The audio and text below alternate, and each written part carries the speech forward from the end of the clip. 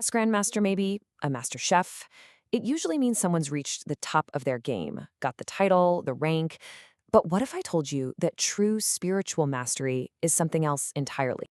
That's really the big question we're going to dig into today. I mean, how do you even define a state of being that, by its very nature, would never announce itself? It's a fascinating puzzle, right? To help us unpack this, we're going to look at the teachings of Hanshi Deena Naidu. Now, this is a man who is a ninth Dan red belt in karate, a spiritual author, and he's got this radical idea when it comes to the soul, the label of master is totally irrelevant. See, according to Hanshi, a master soul isn't defined by their achievements or what's on their resume. It's all about how they operate. It comes down to two things: their internal frequency, their literal state of vibration, and their cosmic function, what they're here to do. It's a state of being, not a piece of paper on the wall. Okay, so what exactly makes up this master soul? What's the blueprint? Well, Henshi gives us a really clear picture so we can start to get a sense of what this state of being actually looks and feels like. First up, and this is a bit of a mind bender, a master soul isn't really bound by time and space like you and I are. Their consciousness can operate outside of our normal, linear reality.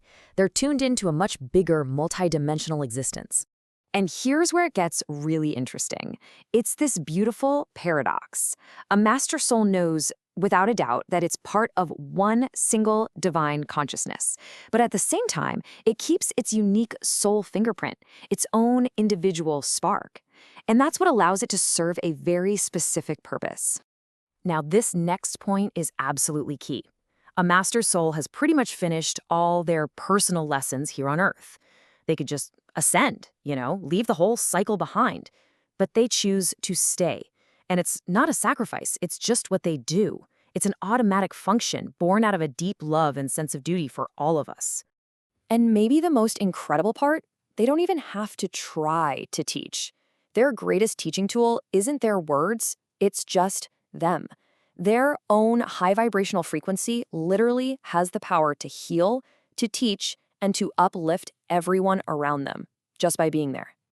All right, to really get a handle on what a master soul is, it's super helpful to compare it to the stage that usually comes right before it, what Hanshi calls the teacher soul. Think about motivation. A teacher soul feels this drive, right? They feel like they have work to do, important lessons to share. But for a master soul, that personal drive kind of dissolves. That little bit of ego that says, I am a teacher, is just gone. Service simply happens through them, like breathing. It's pure cosmic duty. Okay, now let's talk about vibration, or frequency. This one's a little subtle, but it's a huge difference. A teacher's soul is actively working to raise their frequency to get insights and wisdom. But a master soul, they don't need to go up to that higher state. They live there. They are that higher frequency, just walking around in a physical body. So you can think of it like this. A teacher soul is a fantastic conduit for wisdom they have learned and processed. They're sharing what they know. A master soul, on the other hand, becomes a direct pipeline for Source itself. They're not just talking about the truth anymore, they've become a living, breathing expression of it. And this all fits perfectly into what Hanshi calls the ladder of the soul. It's a natural progression. We all start as a student, right? Then we can evolve into a super soul. That's the mature teacher. And from there, we have the potential to become a cosmic soul or master soul, fully in sync with the universe.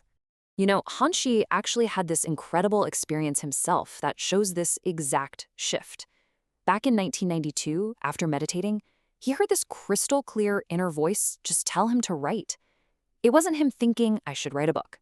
It was the moment Source began to speak through him, moving him from a student of wisdom to a pure channel for it. So, this brings us right back to where we started. If a true master would never say I'm a master, then how in the world are you supposed to spot one? How would you ever know? Well, Hanshi gives us a few clues, a kind of field guide. You'd know them by their absolute calm, their unshakable presence, even under intense pressure. You'd see it in how the people around them just start to grow and blossom, almost by osmosis. And they don't have followers, never. Just fellow travelers on the path, because they see everyone as an equal. And that's exactly why his own title, Hanshi, is so perfect. It literally means teacher by example. It's not a rank he claimed, it's a title of observation given to him by others because they recognize the state of his being. Okay, so what's the end game here? The discipline, the training, this whole journey from student to teacher to master, what's it all for? Where does it actually lead? Hanshi puts it all into this one absolutely beautiful metaphor. The word karate literally means empty hands. He says that students come to him with these empty hands, and he is going to fill them not with tools for fighting, but with weapons of love. And that right there is the whole secret. The entire journey, every single practice. It's all about this one incredible transformation. Taking the tools the ego loves, like power and competition, and turning them into instruments of the heart, like unity and love. And I want to leave you with this final thought from Hanshi, because it just nails the entire concept. The world of the mind is competition. The world of the heart is oneness. Ultimately, this whole path isn't about getting a fancy title. It's about making that profound journey from your head to your heart.